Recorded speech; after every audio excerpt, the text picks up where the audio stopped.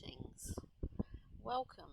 We're doing this reading for the Libran full moon on the 16th.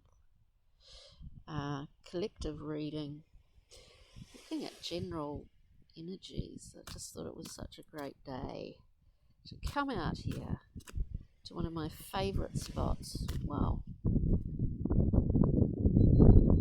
and do a reading, which is slightly challenging with the wind. Anywho, overarching energies. We have the beautiful Two. The Two of Cups, a card of balance and harmony.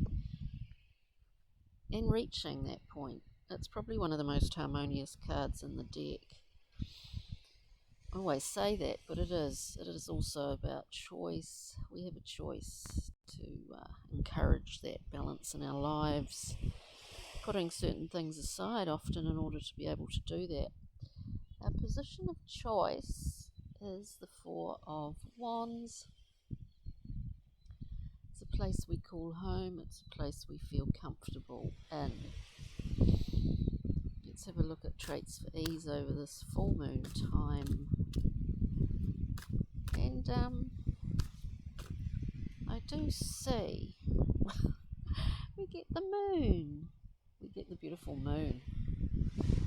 I have noticed along here, and I guess it is because it's a full moon, that there's a ton of hermit crabs washed up on the beach. I guess it's is it natural selection or is it just a natural thing? But it is probably largely because of this up and coming full moon on the 16th. Moving forward, we have the Devil. Now in the Thoth deck, this card is literally about living truly fulfilling and experiencing all the pleasures of life. It can be about becoming overly attached. This is the nature of it. Those sort of thought forms or habits that we all have at certain points, and sometimes we understand some of these things we need to overcome. They can be challenging. They can stop us from doing or actually fulfilling what we really truly want to. It's kind of interesting, really, because I guess you look at this card as two sides of a coin, and of course everything has two sides, doesn't it? If not more often. So this perpetual need to try and balance things out. We're living in a pretty difficult period of time, and so balance on an individual level as much as collective is incredibly important. In order to be able to do that, we do need to understand our own truth and not expect others to have that same idea or belief of truth. There is always a point in which one can respect others. We do rely on people being respectful here. We get the King of Swords, of being respectful of others' belief systems. Very important in order to be able to, let's say, negotiate, for example. Let's just pull another card here. Wow, they're really flying out. We need to work together. Yes, you may say very predictable, isn't it, the Three of Discs? But the fact is, it is a collaborative card. It's a card of rebuilding in a different way. We're creating new foundations. Now this it can be a very, very long process, of course. building new foundations and working with others with a level of equanimity, with an understanding of what that is and actually how challenging it can be, working with others without conflict getting in the way. So it's a pretty beautiful time, I do feel, at this time of this full moon.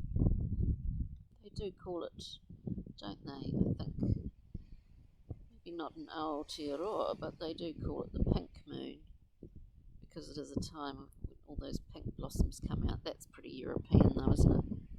It's not so much here, we're in autumn now. So we get the 8 of discs working, perfecting something in order to reach this, the full, unencumbered by, this is the life works in progress. We're talking of life work, to be unencumbered by the past, to approach this next phase with a level of beginner's mind and newness. We also have the 5 of Cups here, a card of understanding that largely everything in life is about perspective. It really is about perspective, and that you have control over what view you choose to see or what lens you look out into the world from or through. So it's pretty interesting. And just to top it off today, for this collective full moon in Libra, we have my own little star in Harlequins, ditch the saboteur and objectivity. So we deal with ourselves first in order to be able to work with others. This is incredibly important at this time. Self-work. And actually, we may not see what is in front of us or ahead of us, as we see in the moon. Some things are revealed. Maybe they will be at this full moon in Libra. The moon also conceals. And this, I guess, relation to seeing all the little hermit crabs washed up on the low tide, it's like maybe it is a time to shed and to cull a little bit those particular attachments that maybe aren't doing us any good. But we know this. We have got it. So thanks for joining me today. It's something a little bit different. And I will come through with the astro readings. Quite possibly, I should have them all up by tomorrow. Ka kite. Bye. Oops. I can't see the little off button. Where is it? Sorry, people. I'll say ka kite. Have a beautiful full moon in Libra.